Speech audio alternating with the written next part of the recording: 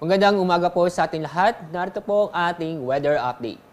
Tatlo po ang weather system ang nakakapekto sa ating bansa. Itong northeast monsoon o amihan, shear line at itong easterlies. Dahil dito, makakaranas pa rin tayo ng mga kalat-kalat na pag-ulan sa malaking bahagi po ng Luzon. At sa ating lagay na panahon sa susunod po ng 24 oras, makakaranas po tayo na maulap ang kalangitan na may tsansa ng mga kalat-kalat na pag-ulan at thunderstorm sa Cagayan Valley at ganun po sa lalawigan ng Apayao, Kalinga, Mountain Province, Ifugao, Aurora, Quezon, Rizal, Laguna, Camarines Norte, Camarines Sur at ganun po sa Oriental Mindoro at Catanduanes.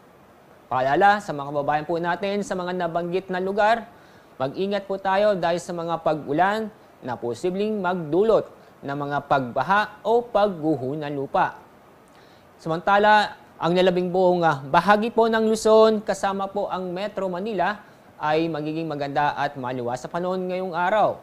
Pero may tsansa pa rin po ng mga isolated na pag-ulan. Daw po tayo sa Visayas at Mindanao. Fair weather po tayo sa Visayas at Mindanao kung saan makakaranas po tayo ng bahagyang maulap hanggang sa maulap ang papawirin. Maliban lang po sa mga isolated na mga pag-ulan dahil sa localized thunderstorm. Ngayong araw meron tayong gale warning dahil malakas pa rin po ang amihan.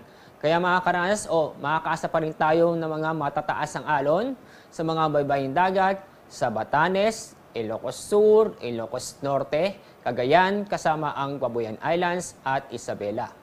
Kaya huwag muna pumalaot nating mga kababayan sa mga lugar nito dahil inaasahan pa rin tayong matataas ng alon.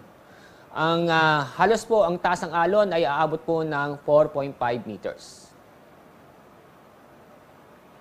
At sa ating weather outlook, sa susunod po ng 2 araw, fair weather po tayo, maliban lang po sa mga isolated mga pag-ulan.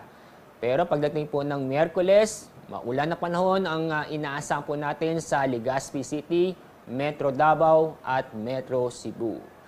Kaya mag-ingat po tayo mga ating mga kababayan sa mga lugar nito dahil itong mga pag-ulan ay posibleng magdulot ng mga pagbaha o pagguho ng lupa, lalo na po sa mga mababang lugar at malapit sa makailugan.